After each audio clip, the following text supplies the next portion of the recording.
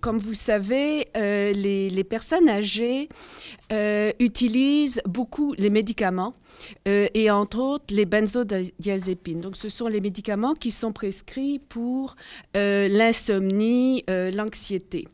Donc c'est quelque chose qui est très répandu chez les personnes âgées. En même temps, il faut savoir que pendant de longues années, ce qui était prescrit, c'était officiellement, c'était de le prescrire, en fait, de l'utiliser pendant une période d'à peu près 4 semaines à maximum 3 mois. Mais en fait, les consommations pendant des années. Et puis plus récemment, les directives, l'Association américaine de gériatrie, est carrément de ne pas prescrire ces médicaments-là aux personnes âgées. Donc les personnes de 65 ans et plus, parce que les risques vont au-delà des bénéfices. Donc, l'objectif de l'étude, et j'ai vraiment raccourci, étant donné qu'on veut vraiment avoir de la discussion et parler, j'ai raccourci au maximum la présentation pour aller tout de suite au cœur du sujet. Donc, ce que je voulais faire, c'était de développer un modèle de consommation chronique de benzodiazépines de personnes âgées vivant dans la collectivité. Donc, on parle du vieillissement normal. Et ce qui m'intéressait, c'est d'examiner ça selon 3 angles, donc le contexte individuel, le contexte aussi de l'environnement, et l'environnement ici, c'est l'environnement familial, l'environnement professionnel, les médecins, qui dit médicaments, dit médecin, et aussi de regarder des dimensions plus macro, donc les dimensions socio-culturelles qui seraient associées à cette prise de médicaments à long terme. Et donc, ce que nous avons fait, c'est de comparer le point de vue de consommateurs, d'utilisateurs, hommes et femmes âgés, ainsi que des pharmaciens et des médecins, et donc de comparer, de contraster un petit peu les perceptions et les attitudes par rapport à ce phénomène. Il s'agit d'une étude qualitative, basée sur la théorisation ancrée, donc avec des entrevues en profondeur. C'est une étude qui a été faite en Outaouais. Et les thèmes abordés, donc, c'était les croyances et attitudes par rapport à l'utilisation ou la prescription dans le cas des médecins. Donc, c'était en parallèle. Attitudes et motivations face à la discontinuation ou assister la personne à arrêter. Et aussi, ce qui nous intéressait, c'était les sources d'information où les consommateurs allaient chercher leurs sources d'information, parce que les personnes âgées vont sur l'Internet, sur le net, et sont très au fait des médicaments, ainsi que, évidemment, pour les médecins également. Donc, l'échantillon, c'est une étude qualitative. Nous avions 23 utilisateurs, 9 hommes, 14 femmes. J'attire votre attention sur la durée de consommation, 16 ans en moyenne. Et c'est absolument typique, c'est rien d'atypique, entre 8 mois et 36 ans. Et on avait 9 médecins et 11 pharmaciens. Alors, je vous assure que c'est un tour de force de faire des entrevues auprès de médecins parce qu'ils n'ont pas le temps. Alors, on était quand même assez satisfaits. Le modèle. Alors, le modèle, je vous le montre. Je l'ai laissé en anglais. Je ne voulais pas parce qu'il avait été fait en anglais, mais je vais aller élément par élément ensuite. C'est un modèle donc global où on voit les antécédents en bas à gauche, le processus de prescription dans la flèche. Ensuite, nous avons au-dessus le contexte de vie, les conditions intermédiaires et les dimensions structurelles. Et ensuite, nous avions également ce qui a mené au maintien, la dynamique de maintien chronique chez le consommateur. Alors, ça c'est le modèle global. Là, ce que je vais faire, c'est aller élément par élément. Donc, les antécédents. Quand on parle des antécédents, ce qui est très intéressant, c'est que au départ, l'amorce, c'est très clair. Pourquoi une personne commence à utiliser ces médicaments, soit une hospitalisation, une crise de vie, un problème. Mais ensuite, par la suite, après, on ne sait plus. Hein. Alors, c'est ça qu'il faut. Alors, l'amorce est très claire. Hein. Donc, c'est suite à des symptômes d'anxiété et d'insomnie, et les personnes peuvent les cibler très, très clairement. Après, ils sont moins sûrs de pourquoi ils continuent. Et donc, c'est ça, en général, c'est un stress, c'est quelque chose qui n'est plus présent dans la vie de la personne au moment de l'entrevue. La prescription. Alors, la prescription, et c'est ça, c'est vraiment un moment charnière, dans le sens que c'est ça qui peut faire la différence entre une consommation chronique ou non. C'est la manière dont c'est présenté par le médecin. Si le médecin le présente, bon, madame, vous êtes en crise, vous avez perdu votre conjoint, etc.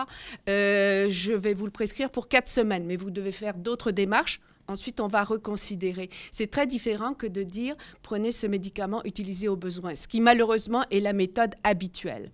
Donc vraiment, c'est ça que je veux dire par la présentation de la médication est très importante. Les médecins, ce que l'on voyait aussi, c'est que les médecins nous disaient qu'eux faisaient très attention de la façon de présenter, souvent, ce médicament, parce que les médecins sont conscients aussi du problème. Mais quand ils avaient face à eux un patient qui, ça faisait 20 ans qu'il consommait, qui avait été prescrit par un autre médecin, ils se sentaient impuissants, donc ils renouvelaient. Alors, évidemment, les médecins se sentent sous pression de renouveler par les patients qui veulent leur pilule. Puis ça, c'est un fait. Et non seulement ça, mais qui disent regardez, je voudrais tel et tel médicament. Hein. C'est un peu de la consommation, véritablement. Et les pharmaciens qui nous indiquaient qu'ils trouvaient que c'était renouvelé un peu trop facilement. Le contexte de vie. Alors, le contexte de vie, donc, c'est-à-dire des facteurs individuels associés à cette consommation à long terme.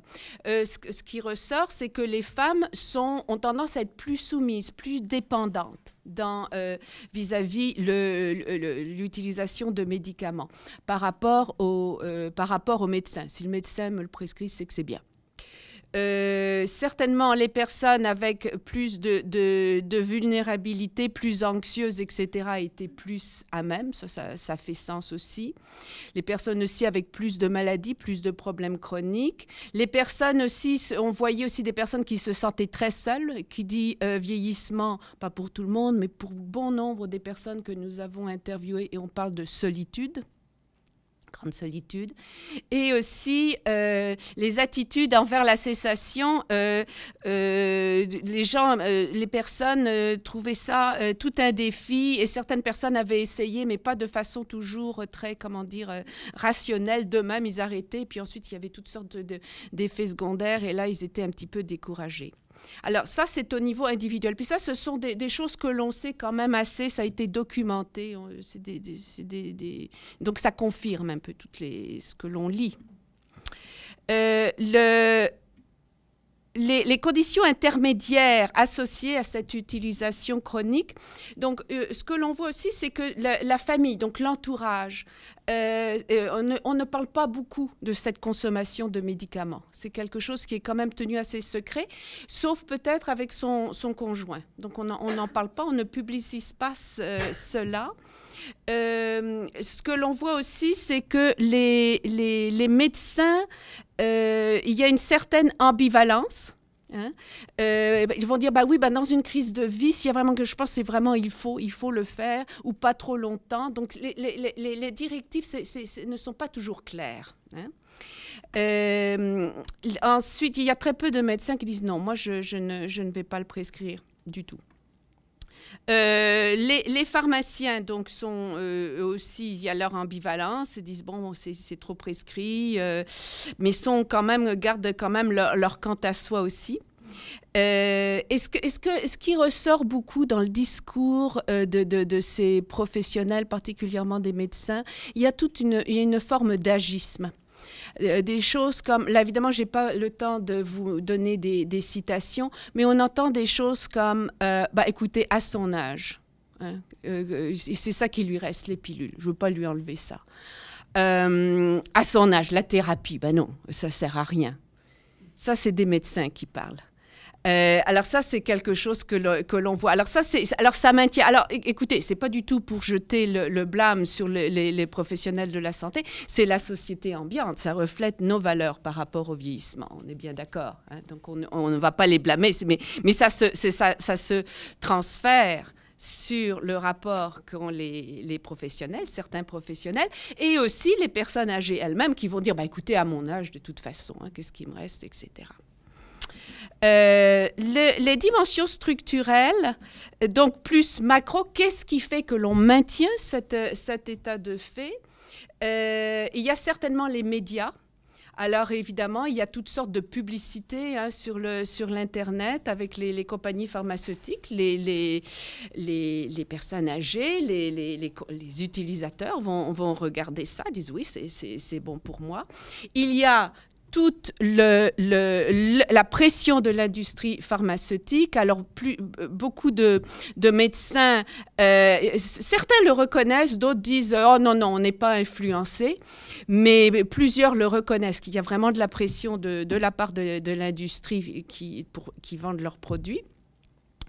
Il y a certainement, ce qui a été discuté aussi, c'est que, et ça peut aussi bien être des consommateurs que des médecins qui vraiment prennent du recul et regardent ça sous un angle plus social et disent, ça reflète un peu la société dans laquelle nous sommes. C'est une solution, le médicament qui est très efficace, hein, en fait, c'est une solution rapide. Hein. Tout de suite, on a la réponse. Et aussi, plutôt que de se pencher un peu, qu'est-ce qui fait que les personnes vivent ce qu'elles vivent. Aussi, évidemment, il y a eu tout un discours par rapport aux contraintes dans le système de santé qui ne s'améliorent pas. Donc, des listes d'attente. Hein, les médecins disent, qu'est-ce que vous voulez que je fasse quand madame est là, me réclame des pilules, et puis moi, j'ai 30 patients dans la salle d'attente, etc., etc. Donc, on sent qu'il y a un engrenage, que autant les consommateurs sont pris là-dedans, le système de santé est pris là-dedans, les médecins sont pris là-dedans. Donc, on est vraiment, c'est vraiment ça qui ressortait beaucoup. Et donc, on va à la solution la plus facile. Le dernier, l'autre aspect du modèle, si vous vous souvenez de la partie extrême droite, c'est qu'est-ce qui fait que, parce que finalement, si on dit consommation, il n'y a personne qui force une personne à avaler des pilules, on n'est pas obligé. Hein. Donc, il y a aussi un processus cognitif. Les personnes vont minimiser les risques. Oh, de toute façon, j'en prends qu'une demi-pilule, ou de temps en temps, une fois sur deux, etc. Donc, il n'y a pas de problème. J'ai le contrôle, je peux arrêter quand je veux. La responsabilité, c'est le médecin qui le prescrit. Ou les pharmaciens qui disent, moi, je ne prescrive pas. Ou les médecins qui disent, oui, mais c'est l'autre médecin avant qui avait prescrit, qu'est-ce que vous voulez que je fasse? Donc, tout le monde se renvoie un petit peu la balle. Donc, il y a vraiment une déresponsabilisation. La rationalisation aussi, la personne qui va dire, moi, entre est-ce que ça vaut la peine? Par exemple, on avait des personnes aussi qui étaient encore sur le marché du travail, qui disaient, moi, je suis très stressée au travail, si je ne le prends pas, je vais tomber malade, ça m'aide à fonctionner, un peu aussi dans leur tête. Donc, on pèse le pour et le contre. Oui, on est conscient excellent, merci. On est conscient qu'il y a des risques, hein, parce que vous savez qu'il y a des risques avec les benzos, c'est publicisé aussi.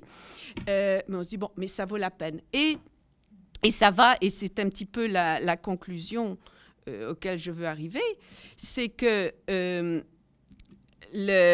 c'est sûr que les benzos, c'est quelque chose de très efficace. Donc, c'est sûr que ça a un effet. C'est sûr que ça va tout à fait dans le sens du poil de notre société où on essaye de trouver des solutions rapides.